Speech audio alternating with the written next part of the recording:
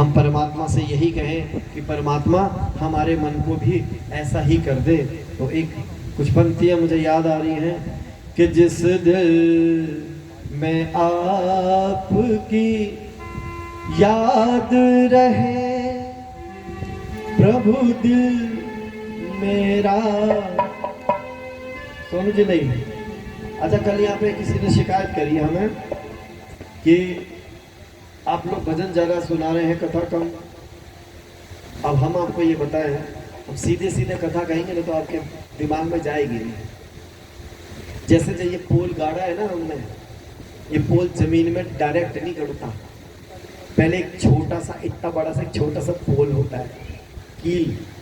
पहले उसको गाड़ते हैं, उसको निकालते हैं तो एक होल बन जाता है और फिर उस होल में इसे गाड़ते हैं।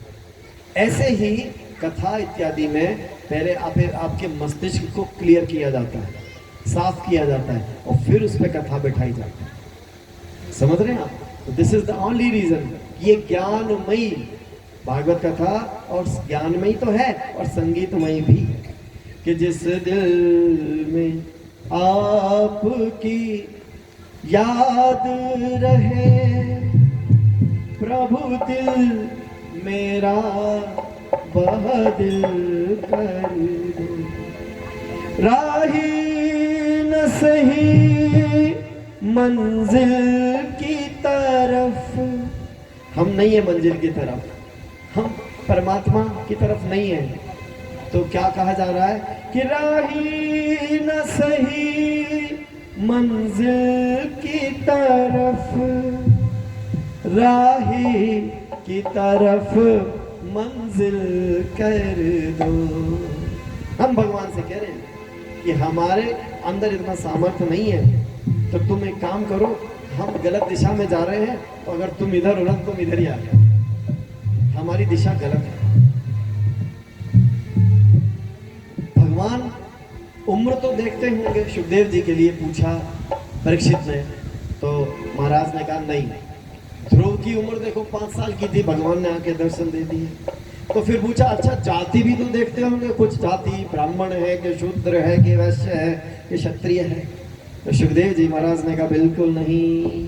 का जाति विदुरस्य यादव पते, विदुर की क्या जाति थी बताओ? कोई जाति थोड़ी थी उनकी।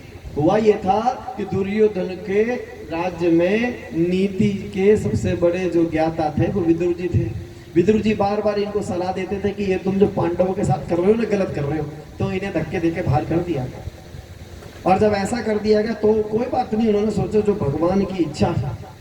भगवान जब पांडवों के संदेश को लेके कौरवों के पास गए कि भाई तुम एक काम करो, युद्ध मत करो, है ना, तो और बहुत अच्छा स्वागत किया था दुर्योधन ने कृष्ण का। तब कृष्ण के यहाँ पर उन्होंने खाया नहीं। कहते कि मेरा ना न्योता किसके यहाँ पर है? विदुर जी के यहाँ। तो दुर्योधन ने कहा कि जिसके पास खुद के खाने को नहीं है वो तुम्हें क्या न्योता देगा? तो भक्तों, न्योता देने के लिए दिल चाहिए, हृदय भाव। ऐसे ही संत किसी यहाँ खाते नहीं है, ये याद रखना। और अगर तुम्हारे यहाँ खा रहे हैं तो ये भी बता दूं। अच्छा एक बात बताओ, तुम्हारे यहाँ 13वीं होती है, ब्राह्मण को बुलाते हो ना? कोई मर जाता फिर ब्राह्मण को बुलाते हो। ब्राह्मण तुम्हारी 13वीं का खा जाता है, कि तुम्हारे मरे हुए का खा जाता है, और फिर भी तुम उसको वो आदर, वो सम्मान, वो दृष्टि से देख नहीं पाते, नहीं देख पाते। और ये बात बहुत गलत है। लेकिन भगवान कृष्ण देख पाते हैं। भगवान कृष्ण ने क्या कहा? भगवान कृष्ण ने कहा कि मैं जा रहा हूं। विदुर को पता चला आ रहे हैं, तो जाके अपनी धर्म पत्नी को बोला कि कृष्ण जी आ रहे हैं आज हमारे यहाँ। अरे हमारे यहाँ कोई व्यवस्था नहीं है, मैं तैयारी कर कुछ खिलाने की पिलाने की, मैं बाजार जाके कुछ